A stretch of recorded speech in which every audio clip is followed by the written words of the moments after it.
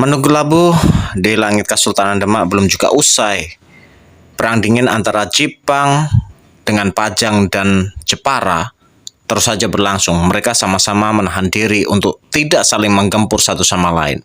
Hingga pada suatu saat terjadilah peristiwa terbunuhnya Sunan Kudus oleh orang suruhan dari anak Sunan Prawoto.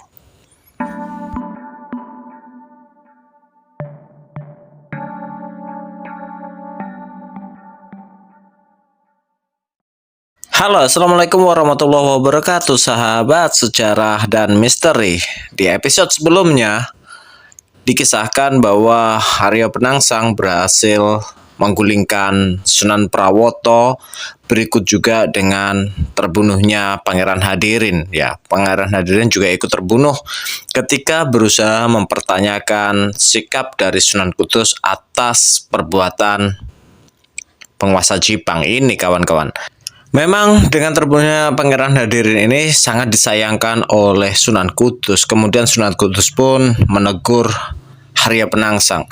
Walaupun memang pada saat itu Arya Penangsang tidak bermaksud untuk membunuh Pangeran Hadirin. Tapi apapun itu, Arya Penangsang tetaplah menjadi sultan baru dari Kerajaan Demak. Dan atas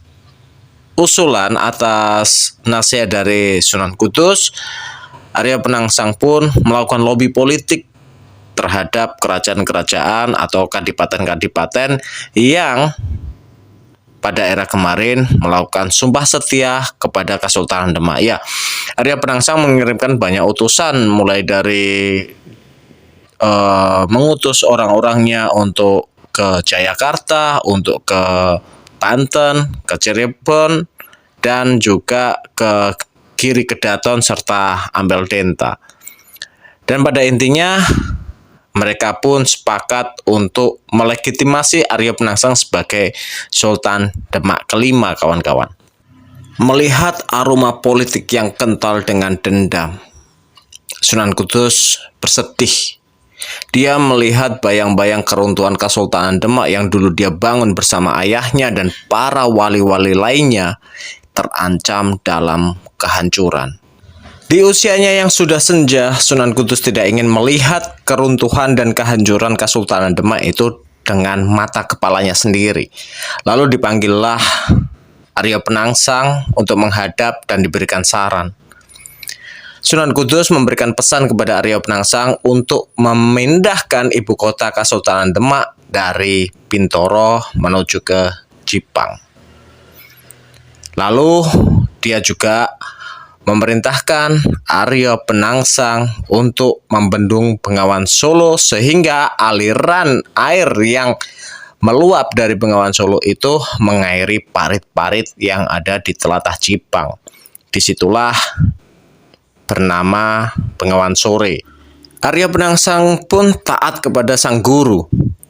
Dia lalu memindahkan ibu kota Kerajaan Demak itu ke Jipang, ke Kadipaten Jipang. Ya, terjadi beberapa pemindahan ibu kota dari Kesultanan Demak ini, kawan-kawan. Mulai dari Bintoro, lalu bergeser ke Prawoto di kisaran Pati ketika Sunan Prawoto itu menjadi sultan. Lalu kembali lagi ke Bintoro dan terakhir dipindah ke Jipang. Ya, Arya Penangsang pun melaksanakan pesan dari gurunya tanpa bantahan sedikit pun. Dan memang Arya Penangsang ini dengan Sunan Kudus pun tidak pernah membantah. Dia sebagai murid yang taat dan murid yang patuh terhadap gurunya. Setelah pembangunan Bengawan Sore ini rampung, lalu Sunan Kudus pun datang menuju ke Bengawan Sore ini, dan menurut kisah-kisahnya, kawan-kawan semuanya, menurut kisah-kisahnya dirajahlah dengan karomahnya Sunan Kudus di aliran Bengawan Sore itu dengan Raja Kalacakra, dan disumpahi ini, teman-teman, barang siapa antara Pajang atau Jipang yang melewati Sungai Bengawan Sore ini akan mendapatkan kekalahan. Disinyalir maksud dari Sunan Kudus ini adalah mencegah lagi pertumpahan darah antara terah Sultan Trenggono dengan terah Pangeran Surowiyoto. Seperti diketahui bahwa Sultan Demak kelima yaitu Arya Penangsang adalah anak dari Pangeran Suropati yang dibunuh oleh anak dari Sultan Trenggono yaitu Raden Bagus Mukmin. Sedangkan penguasa Pajang yaitu Hadiwijoyo ini adalah menantu dari Sunan Trenggono itu sendiri, kawan-kawan. Nah, disinilah maksud dari Sunan Kudus untuk menghindari sebuah pertumpahan darah yang lebih besar dan berkelanjutan di Kesultanan Demak. Hingga pada akhirnya kedamaian yang semu itu pun meledak juga, kawan-kawan. Ya, kedamaian yang sudah dibangun oleh Sunan Kudus untuk menghindari pertumpahan darah antara dua trah kerajaan Demak ini pun kandas, kawan-kawan semuanya. Ya, anak dari Sunan Prawoto yaitu Pangeran Rajanegara yang pada saat itu menjadi Adipati Kudus menyuruh orang bawahannya yaitu Tanda Jupu untuk membunuh Sunan Kudus. Ya, Tanda Jupu ini adalah santri dari Sunan Kudus juga, kawan-kawan. Nah, di kematiannya Sunan Kudus ini pun membuat Arya Penangsang marah betul. Kematian dari Sunan Kudus ini pun dapat kita lihat di naskah Mertasinga. Ya, banyak sekali versi-versi bahwa kematian Sunan Kudus itu memiliki banyak kisah. Ada yang ketika mengimami sholat subuh, dan di naskah Mertasinga ini Sunan Kudus terbunuh oleh Tanda Jupu atau Dalem Dipati Wisesa atas perintah Pangeran Rajanegara yang merupakan anak dari Sunan Prawoto. Marahlah Arya Penangsang. Digempurlah Kudus dengan segenap pasukannya pada malam hari seperti ketika Tanda Jupu itu membunuh Sunan Kudus. Pasukan di bawah pimpinan Patih Ronggo Metaun dan Tohpati serta seluruh pasukan elit dari Jipang yaitu mulai dari Soreng Pati, Soreng Rono, Soreng Kawuh itu dibawa semua. Digempurlah Kudus habis-habisan. Ya, Tanda Jupu atau Dalem Dipati Wisesa ini terbunuh. Tapi sayang, Pangeran Rajanegara berhasil meloloskan diri dan meminta perlindungan kepada Raden Hadiwijaya, penguasa Pajang. Nah, disinilah bara api dendam kembali menyala. Dengan terbunuhnya Sunan Kudus, atas saran dan nasihat dari Sunan Kalijogo yang mana adalah kakek dari Galur Ibu, Sultan Pajang ini mulai menyusun kekuatan. Ya, mulai menyusun kekuatan untuk merebut kekuasaan Demak dari tangan Arya Penangsang. Sebenarnya Hadiwijaya ini pun merasa segan untuk berperang melawan Arya Penangsang, kawan-kawan.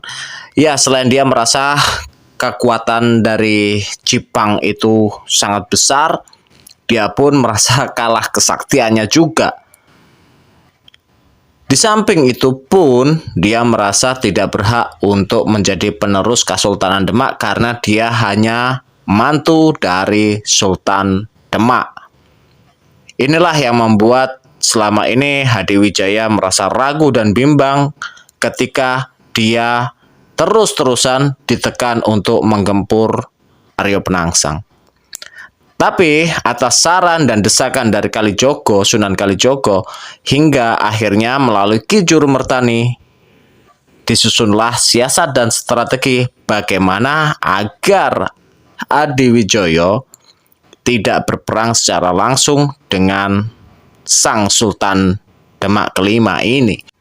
Ya, kawan-kawan semuanya, pertempuran apa yang akan dihadapi antara Pajang dengan Jipang? Lalu, apa masalah yang menyebabkan Sunan Kudus dan Sunan Kalijaga ini berkonflik?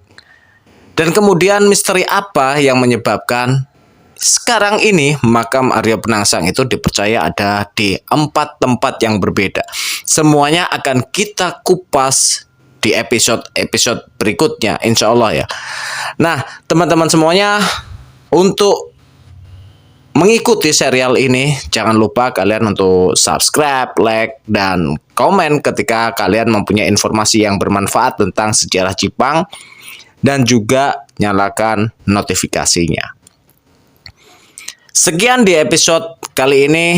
See you on the next video. Wassalamualaikum warahmatullahi wabarakatuh.